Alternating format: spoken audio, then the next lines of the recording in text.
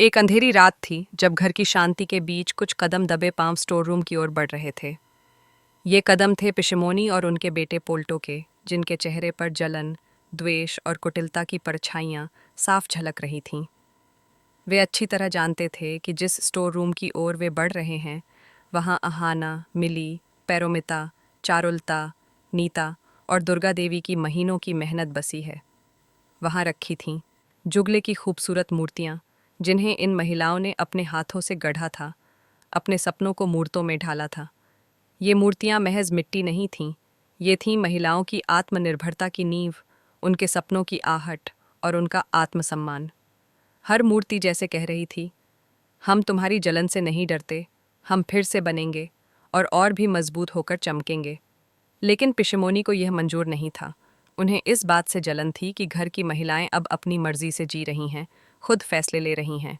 यह उनके लिए खतरा था। उनकी सत्ता, उनका कंट्रोल अब लड़खड़ाने लगा था, और यही डर उन्हें साजिश की आग में झोंक देता है। साजिश की आग। पिशमोनी ने पोल्टो से कहा, इन मूर्तियों को तोड़ दो। अहाना की योजना नष्ट हो जाएगी और हमें मिली को घर से निकालने का बहाना भी मिल जाएगा। आखिर विधवा होकर वह इस घर में क्यों बैठी है? उनकी आंखों में विष का धुआं तैर रहा था। पोल्टो मुस्कुराता है, जैसे माँ की सोच उसकी अपनी सोच से मेल खा रही हो। वह कहता है, हाँ माँ, मिली तो बोझ बन चुकी है और बाकी बहुओं की तरक्की से जलन होती है। चलिए आग लगा देते हैं। इन मूर्तियों को जलाकर अपनी जलन को शांत करते हैं। वो एक केरोसिन की बोतल निकालते हैं, धीरे धीरे मूर्तियों पर छिड़कते हैं, मानो हर बूंद उनकी ईर्ष्या की परछाई हो। फिर एक माचिस जलती है और उसी आग में महिलाओं के सपनों की राख उड़ जाती है। दोनों कमरे से बाहर निकलते हैं, चेहरे पर संतोष की मुस्कान और दिल में यह गलतफहमी कि अब महिलाएं टूट जाएंगी। लेकिन उन्हें क्या पता था कि सीसीटीवी कैमरा सब कुछ रिकॉर्ड कर रहा है। घर की दीवारों की आंखें उनकी इस काली करतूत को देख रही हैं, गवाह बन रही हैं।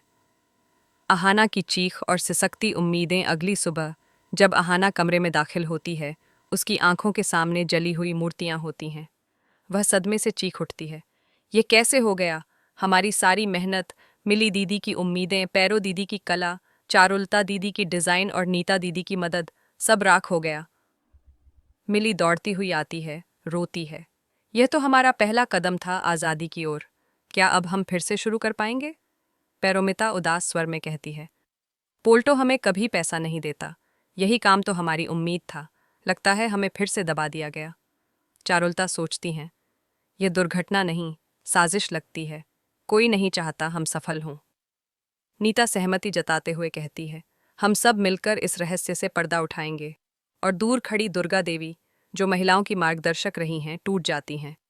वे कहती हैं, क्या मेरी बेटी मिली की मेहनत बेकार गई? क्या यह अंत है या शुरुआत?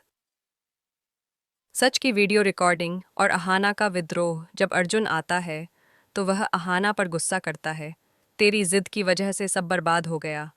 पर अहाना हार नहीं मानती। यह साजिश है, अब तो घर में सीसीटीवी लगा है, मैं सच सामने लाऊंगी। और जब वह वीडियो देखती है, सच्चाई जैसे मुंह पर तमाचा मारती है। वो वीडियो सब कुछ उजागर कर देता है। पिशमोनी और पोल्टो ही गुनहगार हैं। वो परिवार को बुलाती है, वीडियो चलाती है और कहती है, देखो, ये हैं असली चेहरे। महिलाओं की आज़ादी से जलन इनकी साजिश बन गई। पिशमोनी सफाई देने की कोशिश करती है, लेकिन वीडियो में सब साफ है। दुर्गा देवी डांटती हैं, तुम मेरी बेटी को बोझ कहती हो, लेकिन असल में तुम ही घर की दुश्मन हो। महिलाएं उठती हैं, फिर से एक नई शुरुआत। मिली रोती है, मैं विधवा हूँ पर इंसान हूँ। तुमने मुझे नौकरानी बना दिया, अब बहुत हुआ। पैरोमिता भी उठ खड़ी होती है, पोल्टो, तुम मुझे दबाते हो, अब मैं नहीं झुकूंगी। अमरदास कहते हैं, साजिश से नहीं, एकता से परिवार बनता है। नीता जोड़ती है, हम सब साथ हैं, तुम्हारी साजिश हमें नहीं तोड़ सकती। महिलाएं फिर से काम शुरू करती हैं। अहाना नेतृत्व करती है, पैरो पेंट करती हैं, चारुलता डिज़ाइन और नीता सहायता करती हैं। दुर्गा देवी बेटों से कहती हैं, अब इन्हें पूरा समर्थन दो। लेकिन दूसरी ओर पिशमोनी और पोल्टो एक नए कमरे में फिर से कोई नई साजिश रचने लगते हैं। घर की फिजा में अब भी राख की महक थी, और उस राख में दबी थीं औरतों की वो उम्मीदें, जो उन्होंने बड़ी मेहनत और आत्मविश्वास के साथ संजोई थीं।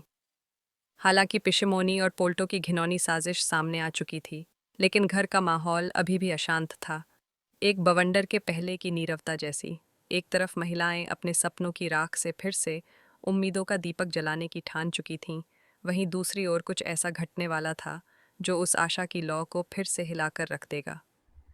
अर्जुन, जो बाहर से शांत दिखाई दे रहा था, उसके भीतर एक गहरी बेचैनी पल रही थी, एक ऐसा तूफान जो उसकी आत्मा को लगातार मथ रहा था। उसका मन एक ऐसे द्वंद्व में फंसा था जिसमें वह अपने रिश्ते, अपनी जिम्मेदारियों और एक डरावनी सच्चाई के बीच झूल रहा था। अहाना, जो पूरी निष्ठा और उम्मीद के साथ फिर से मूर्तियों का बिजनेस खड़ा करने की कोशिश कर रही थी, वह अपने पति की इस बेचैनी से अनजान थी। वह अपनी बहनों के साथ मिलकर भविष्य के लिए नई उम्मीदें बुन रही थी। उसे यकीन था कि इस बार उनकी एकता को कोई साजिश तोड़ नहीं पाएगी, लेकिन शायद किस्मत को कुछ और मंजूर था। फिर एक दिन, जब पूरा घर रोज की तरह चाय की चुस्कियों और हल्के फुल्के माहौल में लिपटा हुआ था, अर्जुन ने अचानक सबको चौंका दिया। वह थरथराते हाथों में एक लिफाफा लिए अहाना के सामने आया। उसकी आंखें लाल थीं, चेहरा भाव शून्य था और आत्मा अंदर से जैसे टूट चुकी थी। उसने एक भी शब्द नहीं कहा, बस वो लिफाफा अहाना की तरफ बढ़ा दिया। अहाना ने आश्चर्य और संदेह के मिश्रित भावों के साथ उसे खोला और जैसे ही अंदर के कागज देखे, उसके चेहरे पर अविश्वास की परछाई गहराने लगी। वह थे तलाक के कागजात, डिवोर्स पेपर्स। एक पल को सब कुछ थम गया। घर की दीवारें, फर्श, हवा तक जैसे ठहर गई हों। उन कागजों को देखते ही अहाना के पैरों तले जमीन खिसक गई। उसकी आंखों में पहले सवाल तैरने लगे, फिर आंसू और फिर एक चुप्पी जो उस पल की सबसे डरावनी चीख थी।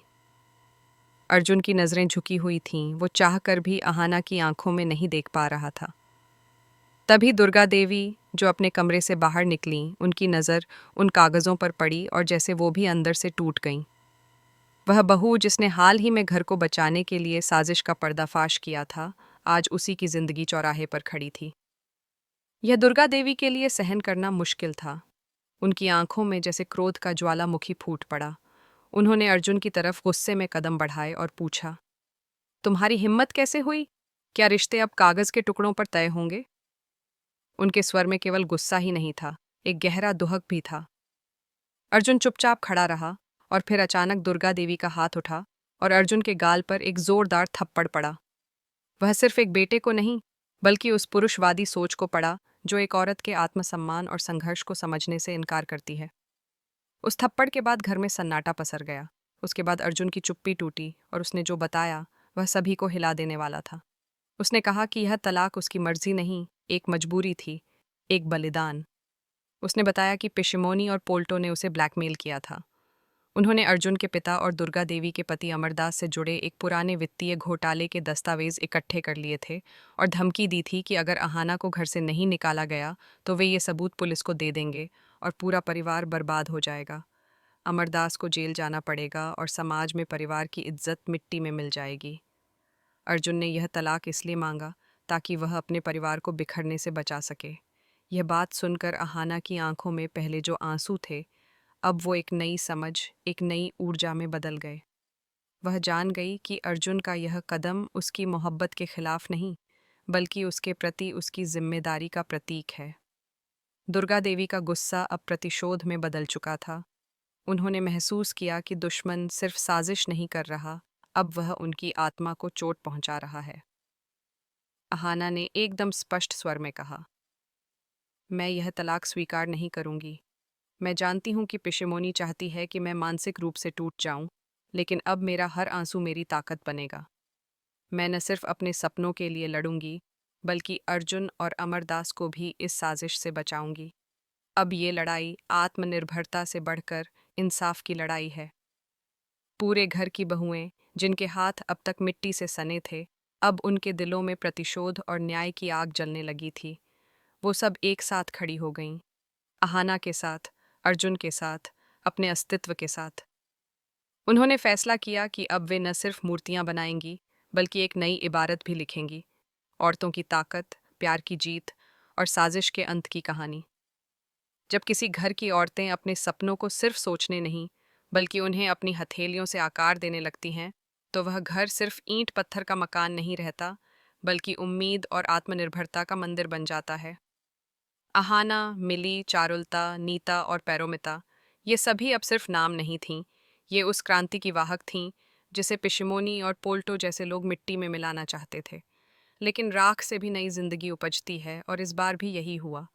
पहले मूर्तियों की राख और फिर अर्जुन के तलाक के झटके ने उन सभी महिलाओं को एक ऐसी आग में तपाया कि अब वे लोहे जैसी मजबूत बन गई थीं। अर्जुन का बलिदान, आहाना की जिद, दुर्गा देवी की चेतना और घर की एकता, सब अब एक होकर लड़ाई के मोर्चे पर थे। लेकिन पिशमोनी और पोल्टो की साजिशें अब भी खत्म नहीं हुई थीं। वे एक बार फिर से नए जाल बुनने लगे थे, इस बार और भी खतरनाक। इस बार उनका निशाना सिर्फ महिलाओं का आत्मविश्वास नहीं, बल्कि पूरे घर की नींव थी। उन्होंने तय किया कि इस बार वे बाहर के लोगों की मदद से घर के खिलाफ कानूनी कदम उठाएंगे। घर पर कब्जे की योजना, बैंक खातों की जब्ती और जायदाद के कागज बदलवाने की चालें रचने लगे। पिशमोनी को लगने लगा था कि सीधा हमला नहीं, अब कागजी हथियारों से घात करना होगा। लेकिन उन्हें अंदाजा नहीं था कि अब जिन औरतों को वे दबा समझते थे, वे अब तूफान बन चुकी थीं। आहाना ने एक बार फिर पूरे परिवार को एकत्रित किया। उसने सबको समझाया कि अब लड़ाई सिर्फ मूर्तियों की नहीं, न ही तलाक की। यह लड़ाई उस सोच की है जो सदियों से महिलाओं को बेचारी और निर्भर मानती रही है। उसने कहा कि अगर इस बार वे चुप रहीं, तो आने वाली पीढ़ियों की बहुएं भी उन्हीं रिवाजों और पाबंदियों में घुटती रहेंगी। सबकी आंखें नम थीं, लेकिन दिलों में आग थी। दुर्गा देवी ने पहली बार पूरी शक्ति से आवाज उठाई, अब नहीं। अब ये घर सिर्फ पुरुषों का अखाड़ा नहीं रहेगा। अब ये उस मंदिर की तरह होगा जहां हर स्त्री की मेहनत की पूजा होगी। इसके बाद घर की महिलाओं ने एकजुट होकर अपने बिजनेस को नए रूप में शुरू करने का संकल्प लिया। उन्होंने तय किया कि सिर्फ मूर्तियां नहीं, वे अब महिलाओं के लिए एक ट्रेनिंग सेंटर